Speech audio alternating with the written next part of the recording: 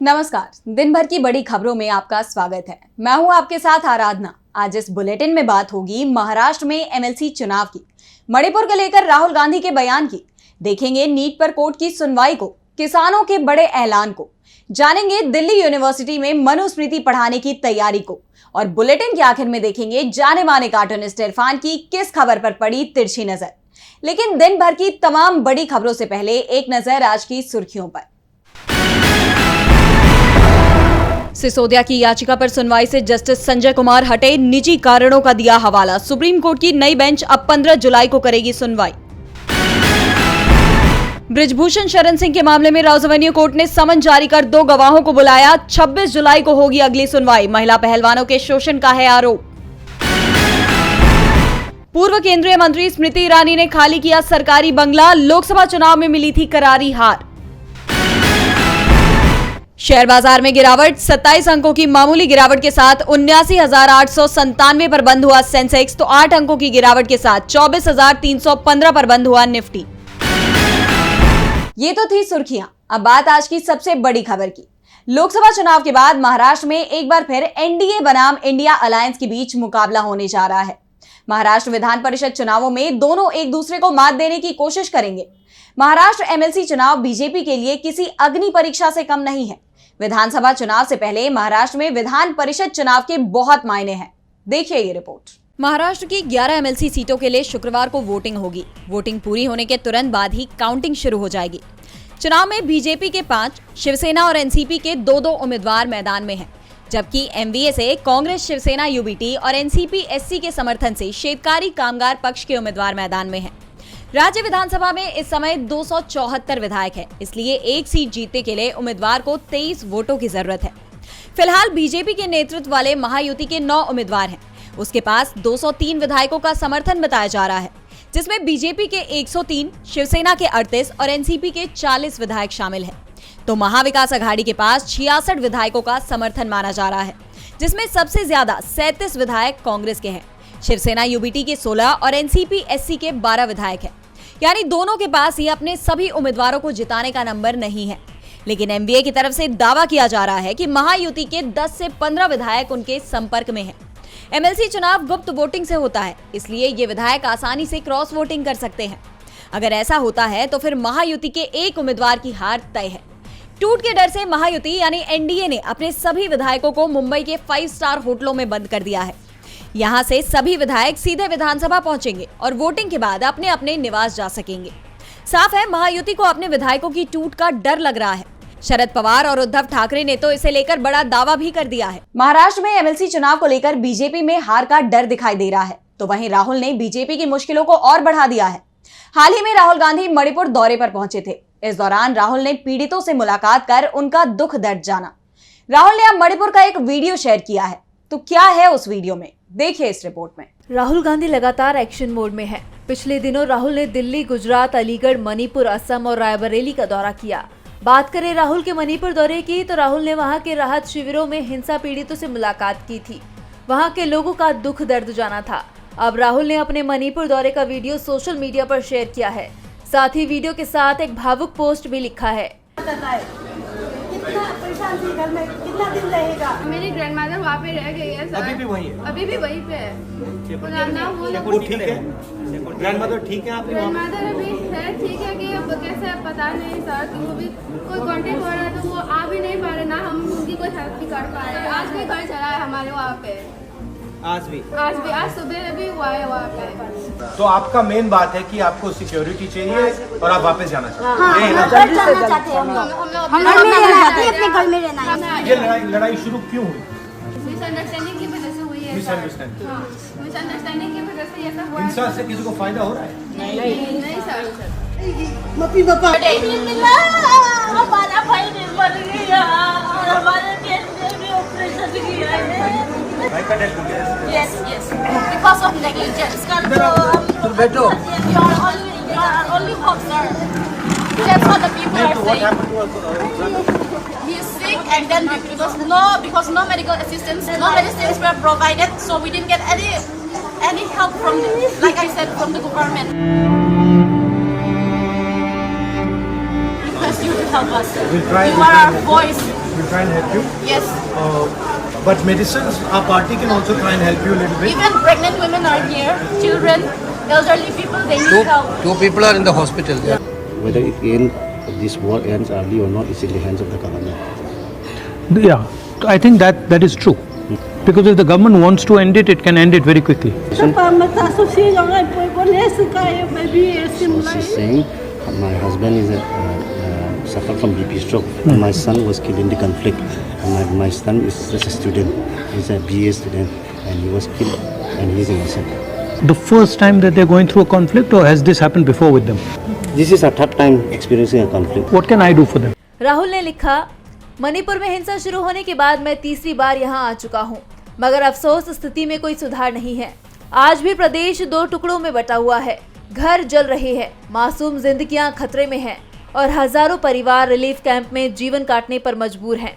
प्रधानमंत्री को मणिपुर खुद आकर प्रदेशवासियों की तकलीफ सुनते हुए शांति की अपील करनी चाहिए। कांग्रेस पार्टी और इंडिया मणिपुर में शांति की जरूरत को संसद में पूरी शक्ति के साथ उठाकर सरकार पर इस त्रासदी को खत्म करने का दबाव बनाएंगे। एक तरफ मोदी सरकार मणिपुर के मुद्दे पर घिरती नजर आ रही है, तो वहीं नीट मामले में भी सरकार पर सवाल खड़े हो रहे हैं। नीट पेपर लीक मामले में गुरुवार को सुप्रीम कोर्ट में सुनवाई होनी थी, लेकिन सुनवाई शुरू होते ही स्थगित कर दी गई।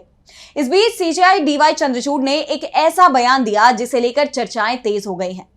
तो क्यों नीट मामले में सुनवाई हुई स्थगित और क्या कहा सीजेआई ने ऐसा, देखिए ये रिपोर्ट। नीट परीक्षा में धांधली को लेकर 11 जुलाई को सुप्रीम कोर्ट में बड़ी सुनवाई थी, लेकिन सुनवाई शुरू होते ही टाल दी गई। कोर्ट ने 18 जुलाई को मामले में अगली सुनवाई की तारीख दे दी है। दरअसल 8 जुलाई को पिछली सुनवाई के बाद सर्वोच्च न्यायालय ने केंद्र सरकार और एनटीए को हलफनामा दाखिल करने के आदेश दिए थे। साथ ही सीबीआई से जांच रिपोर्ट भी मांगी थी, जो गुरुवार सुबह तक कोर्ट को सौंप दी गई।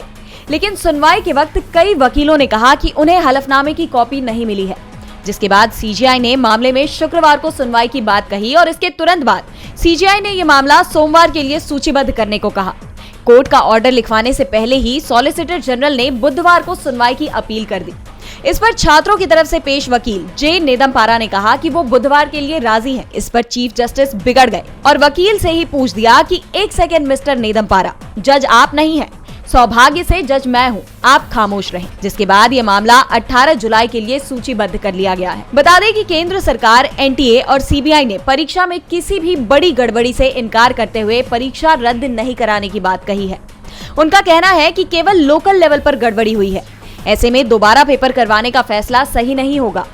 बहरहाल कोर्ट के फैसले के इंतजार में लाखों छात्रों का भविष्य अधर में लटका हुआ है। एक तरफ नीट को लेकर चर्चाएं तेज हैं, तो वहीं इस वक्त किसान आंदोलन एक बार फिर सुर्खियों में है। हरियाणा और पंजाब के किसान अपनी मांगों को लेकर अड़े हुए हैं। बीते कल किसानों की अहम बैठक हुई, इस दौरान कई बड़े फैसले लिए गए। मीटिंग के बाद संयुक्त किसान मोर्चा ने एक बड़ा ऐलान किया है, जिससे बीजेपी की मुश्किलें बढ़ती दिखाई दे रही हैं। तो किसानों ने ऐसा क्या किया ऐलान, देखिए ये रिपोर्ट। एमएसपी समेत कई मांगों को लेकर किसान आंदोलन कर रहे हैं। अन्नदाता पंजाब हरियाणा के शंभू बॉर्डर पर पिछले 5 महीनों से डटे हुए हैं। वहीं अब किसानों ने बड़ा ऐलान किया है, जिससे बीजेपी की मुश्किलें बढ़ती दिखाई दे रही हैं। संयुक्त किसान मोर्चा यानी एसकेएम ने एक बार फिर से केंद्र सरकार के खिलाफ किसानों के आंदोलन की घोषणा की है। किसान एक बार फिर दिल्ली कूच करने जा रहे हैं। दरअसल संयुक्त किसान मोर्चा ने अपनी एक जनरल बॉडी मीटिंग की। मीटिंग में कई राज्यों के किसान शामिल हुए और उस मीटिंग में आंदोलन और किसानों की मांग को लेकर कुछ फैसले लिए गए, जिसके बाद एसकेएम के नेताओं ने बताया कि सरकार ने उनकी मांगों को अनदेखा किया है। उन्हें मजबूरन फिर से आंदोलन करना पड़ रहा है।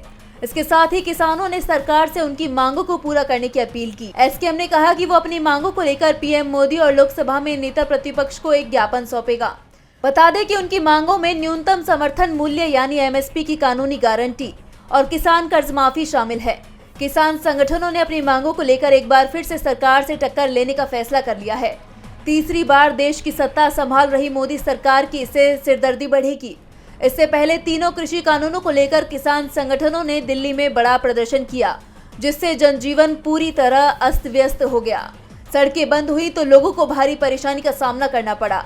अब किसान संगठन एक बार फिर सरकार से टकराने के मूड में है। एक तरफ किसानों के आंदोलन की खबर सुनकर बीजेपी सरकार के होश उड़ गए हैं, वो टेंशन में दिख रही है, तो दूसरी तरफ वो अपने एजेंडे को बढ़ाने की कोशिश में भी जुटी हुई है।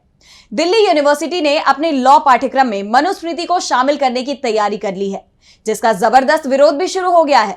तो क्या है पूरा मामला, देखिए ये रिपोर्ट।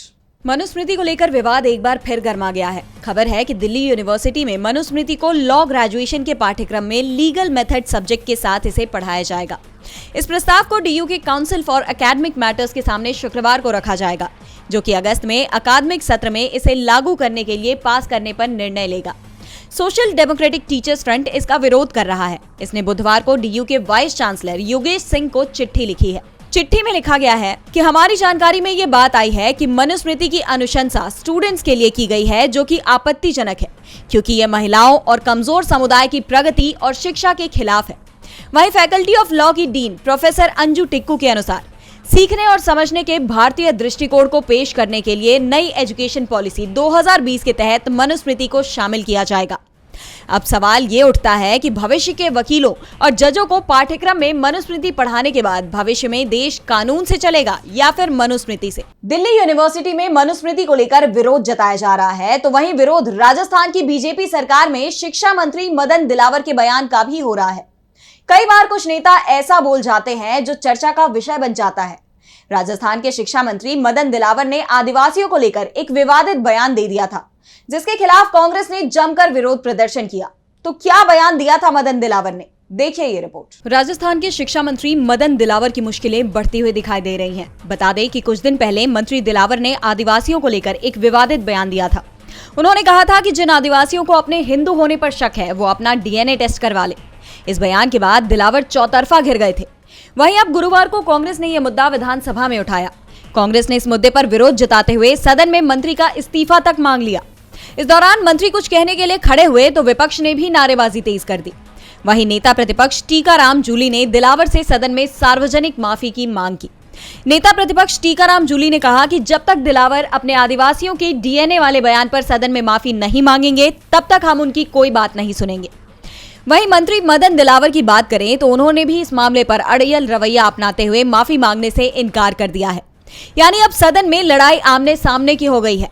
एक और जहां विपक्ष पहले ही हमलावर है, तो वहीं अपने ही मंत्री के अड़ियल रवैये और बड़बोलेपन से राजस्थान सरकार के लिए मुश्किलें बढ़ सकती हैं। राजस्थान के विधानसभा सत्र में पार्टी के ही मंत्री ने सरकार की मुश्किलें बढ़ा दी हैं, तो वहीं केंद्र में भी सरकार दबाव में नजर आ रही है। मोदी को पीएम बनाने में आंध्र प्रदेश के मुख्यमंत्री चंद्रबाबू नायडू और बिहार के मुख्यमंत्री नीतीश कुमार का बड़ा हाथ है। ऐसे में दो प्रमुख दलों में से एक की बात कुछ हद तक मान ली गई है। खबर आई है कि केंद्र सरकार ने आंध्र प्रदेश के लिए कई योजनाओं को हरी झंडी दे दी है, देखिए ये रिपोर्ट। 22 जुलाई से संसद का मॉनसून सत्र शुरू हो रहा है। सत्र से पहले एनडीए सरकार की मुश्किलें बढ़ती हुई नजर आ रही हैं, क्योंकि इस सत्र में वित्त वर्ष 2024-25 का पूर्ण बजट भी पेश किया जाएगा। आंध्र प्रदेश के सीएम चंद्रबाबू नायडू हाल ही में दिल्ली की 3 दिन की यात्रा पर आए थे। इस दौरान उन्होंने पीएम मोदी के साथ करीब 1 दर्जन केंद्रीय मंत्रियों के साथ मुलाकात की और अपनी मांगे पेश की, जिसके बाद बताया जा रहा है कि मोदी सरकार आंध्र प्रदेश को 60,000 करोड़ की लागत की योजना मुहैया कराने की तैयारी में है और दावा किया जा रहा है कि दूसरी कई योजनाओं पर भी तेजी से विचार चल रहा है। केंद्रीय वित्त मंत्री निर्मला सीतारमण बजट में आंध्र प्रदेश के लिए 1 लाख करोड़ से भी ज्यादा की योजनाओं की घोषणा कर सकती है। साफ है, नायडू ने अपनी ताकत दिखाई तो मोदी सरकार भी दबाव में नजर आने लगी है। और इस खबर के आने के बाद अब बिहार में हलचल मच गई है, जहां नीतीश कुमार के मंत्री अशोक चौधरी के बयान से मोदी सरकार मुश्किल में नजर आ रही है। अशोक चौधरी ने कहा कि अगर केंद्र सरकार विशेष राज्य का दर्जा नहीं दे सकती तो बिहार को विशेष पैकेज दे। बिहार की तरफ से मांगों की लंबी चौड़ी लिस्ट सौंप दी गई है, जिसमें 9 हवाई अड्डे, 4 नई मेट्रो लाइंस और 7 मेडिकल कॉलेज के साथ 200 अरब रुपए का थर्मल पावर प्लांट लगाने के लिए पैसा मांगा गया है। जेडीयू के नेताओं का कहना है कि अगर नायडू के पास 16 सांसद हैं, तो जेडीयू के पास भी 12 सांसद हैं, जिसके बाद एनडीए सरकार गंभीर संकट में नजर आ रही है। सहयोगियों ने साफ कर दिया है कि अगर बीजेपी उनकी मांग नहीं मानती तो वो सरकार गिराने की ताकत रखते हैं। जिसके बाद अब सभी की निगाहें बजट पर टिकी हुई है कि क्या एनडीए सरकार सहयोगियों को अपने खेमे में रखने में सफल रहेगी। और बुलेटिन के आखिर में देखते हैं जाने माने कार्टूनिस्ट इरफान की किस खबर पर पड़ी तिरछी नजर।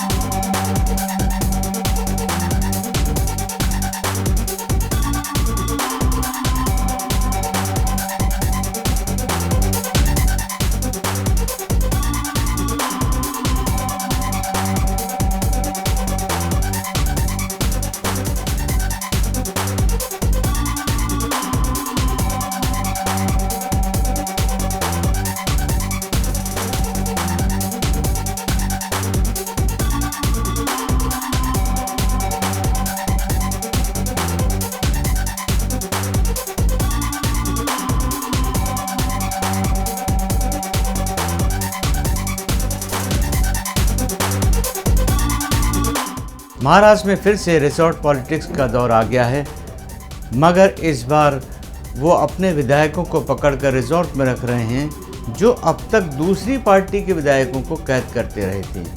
मतलब साफ है कि बात बात पर गारंटी देने वालों को अब अपने माल पर ही भरोसा है।